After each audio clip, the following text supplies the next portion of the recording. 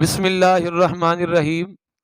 चंद ॾींहं पहिरियां मूं जेका वीडियो क्लिप ठाही हुई हलाल जी अहमियत ऐं देवबंदी किरदार, उन में मूं कुझु देवबंदियुनि जे बदकिरदारी जा हवाला ॾिना हुआ।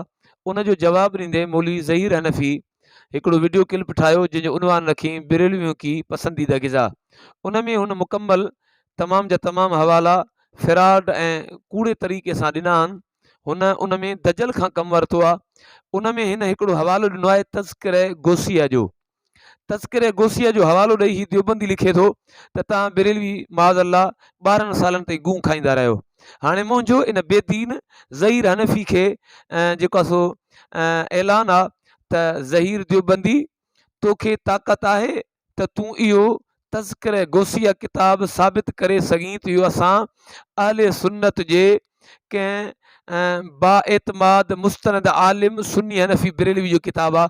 कॾहिं बि इहो देवबंदी साबित कोन थो करे सघे त को इहो तज़किरे गोसिया असां अहले सुन्नत वल जमात हनफ़ी बिरेलवी जो किताब आहे। मां हाणे हिन कूड़े मौलवी खां पुछां थो त मौलवी, जॾहिं इहो किताब ई असांजो कोन्हे त तूं उन किताब जो हवालो ॾेई ऐं असांजी तरफ़ उन वाक़े खे मनसूब कीअं कयो?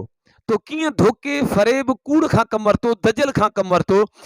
इहे तो कूड़ फ़िराड करे इन मां तो पंहिंजो चेहरो साफ़ कयो आहे। तो इहो ऐलान कयो आहे त तव्हां देवबंदी वाकई जेका सो फ़िराडी आहियो, कूड़ आहियो, धोखेबाज़ आहियो, बेईमान बेदीन आहियो, जो तव्हां कॾहिं बि सच कोन ॻाल्हायो आहे। अचो हाज़िरीन सामईन, मां तव्हांजे साम्हूं इन जी कूड़ खे वाज़े कयां त इहो तज़किरे गोसिया असां अहले सुन्नत वल जमात हनफ़ी बरेलवियुनि जो किताब ई कोन्हे।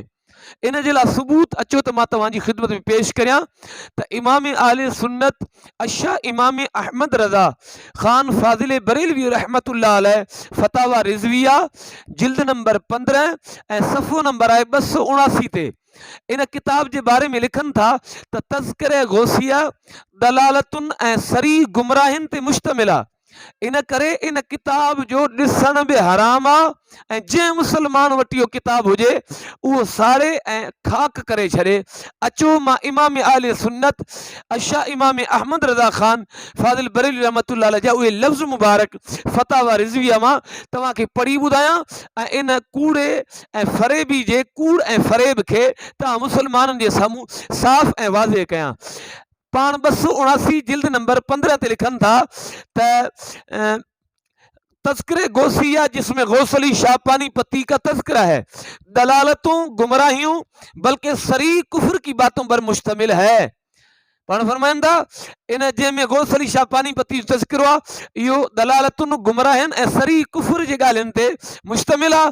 अॻिते पाण इन ई सफ़े ते फरमाइनि था, ऐसी नापाक बेदीनी की किताब का देखना हराम, जिस मुसलमान के पास हो जलाकर खाक कर दे। हाज़िरीन सामीन, हाणे ॾिसो इन किताब जे लाइ इमाम अहले सुन्नत अशा इमाम अहमद रज़ा ख़ान फ़ाज़िल बरेलवी रहमतुल्लाह अलैह फरमाइनि था त इहो सरी दलालतुन गुमराहिन ऐं कुफ्रनि जी ॻाल्हियुनि ते मुश्तमिल आहे। इहो जंहिं हर कंहिं बि मुसलमान खे इन खे ॾिसण बि हराम आहे ऐं इहो जंहिं वटि हुजे साड़े छॾे। इमाम अहले सुन्नत एतिरा इन किताब खां बेज़ार आहिनि ऐं पाण फरमाइनि त उनखे साड़े छॾिजे, उनखे ॾिसणु हराम आहे। ऐं बेईमान कूड़े देवबंदी जी हालति ॾिसो जो पंहिंजी जान छॾाइण जे लाइ केॾो दजल फ़रेब कूड़ खां कमु वठे थो, जो इहो किताब जो हवालो पेश करे वरी उनखे असां ते थो हणे त हिन किताब मां मालूम थियो त बिरेलवी जेका सो माज़अल्लाह गूं था खाइनि। मुल्ला देवबंदी, इन्हनि हवालनि मां मालूम थियो तूं बेवस आहीं, बेसहारा आहीं, तुम्हें वह ताकत कान्हे, तुम्हें वह कुव्वत कान्हे जो उलमाए हक़ा अहले सुन्नत वल जमात हनफ़ी बिरेलवी जो मुक़ाबिलो करे सघीं। तूं पंहिंजे वॾनि जे तरीक़नि ते हलंदे तो बि सिर्फ़ु फ़िराड कूड़ ऐं धोखेबाज़ी खां कमु वरितो आहे। अगरि तो में हिम्मत हुजे हा, दम हुजे हा त तूं इहे सही सही तरीक़े सां जवाबु ॾीं हा।